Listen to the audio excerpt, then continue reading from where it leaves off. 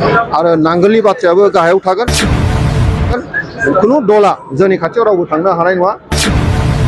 बे बाथ्राखौ दिनै रायजो राजा बयबो जोंजों लोब लोब फैनानै जिखिनि जोंजों जगदान जाबाय, जोंजों खामानि मावफैबाय, रायजो राजाफोरनि खुगायाव जेरैबायदि ओंखारदों UPPL, NDA, BJP आरो SGPनि बाथ्रा, दा बेवहाय जोंनि गोबां मोनसे भट लानानै देरहानायखौ जों नुहुरनो मोनो। दिनैनि रेलियाव दिनैहाय 800निफ्राय 1000सिमसो जोंनि बाइक रेलिया जागोन। खोब डिसिप्लिनै जागोन। बेवहाय मोनथामबो हान्जानि बाइक सालायग्राफोर दङ आरो जोंनि आइजोफ्राबो दङ। बेवहाय SGP, BJP आरो UPPL मोनथामबो हान्जानि बाइक सालायगोन आरो आइजोफोरखौबो जों ज' लांनानै जोङो सालायगोन आरो मोजाङै जागोन।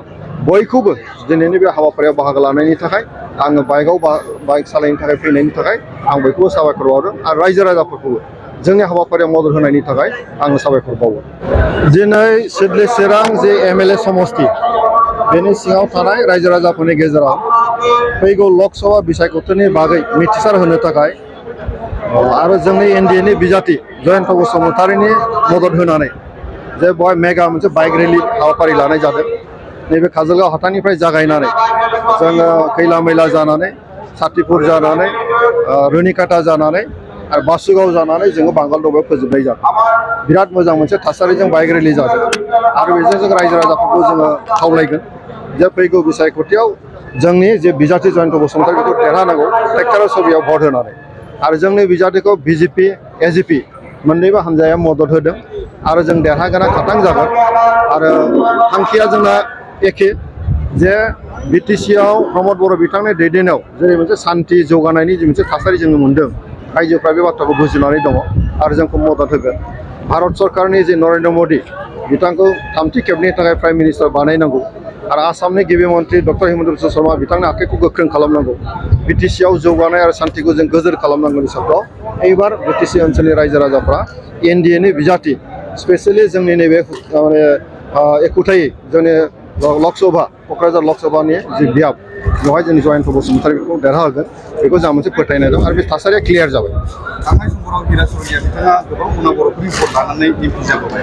दा बिथाङा माबायदि भट? आं सानो हिरा सर'नियाया थांनाय समाव 10 बोसोर रायजोनि अननाय लानानै बे दिल्लीयाव थांदों। नाथाय 10 बोसोराव बे रायजोनि जेबो खामानि मावनो हायाखै। ना गोजोननि थाखाय खामानि मावनो हादों ना जौगानायनि थाखाय खामानि मावदों। जुदि सोङो बेनाव बे बोसोराव 5 कोटि मोनो, 10 बोसोराव बेसेबां मोनदोंमोन? 10 बोसोराव 5 कोटियाव बेसेबां थाखा मोनहैगोन? बे थाखाजों मा मावदों बे ओनसोलाव? जुदि सोङो बिथाङा मोनसेबो बुंनो हानाय नङा। जौगानायनि थाखायबो जेबो मावाखै, सान्थिनि थाखायबो जेबो मावाखै। मोनसे बर' थासारिखौ लानानै बिथाङा देरहालांदोंमोन। नाथाय दिनैनि तारिखआव रायजो राजाफ्रा बयबो बुजिबाय जे दिनै बे ओनसोलाव आन्दलन गैला, सुक्तिनि गेजेरजों गोजोन थासारि फैबाय। दिनै बर' ज' लोगो लांनानै जों दिनै बे ओनसोलखौ गोजोनखौ हास्थायदों। गतिके हिरा सर'नियानि जि मोनसे बाथ्रा, बे बाथ्राया एबार खुनु खामानि होनाय नङा। आरो बेवहाय स्पष्ट मोनसे पिक्सारा नुजाबाय, सावगारिया जे जोंनि NDAनि बिजाथि जयन्त बसुमतारीखौ जोङो देरहाहोगोन।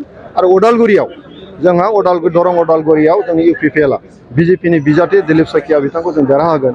आरो बरपेटा धुबुरीयाव जोंनि माने UPPLआबो BJPआबो SGPखौ जों भट होनानै जों देरहाहोगोन। बे जाबाय जोंनि पलिसि। गतिके फैगौ लकसभा बिसायख'थियाव क'क्राझार समस्तिनिफ्राय बे हिरा सर'नि बाथ्रायाबो गाहायाव थागोन।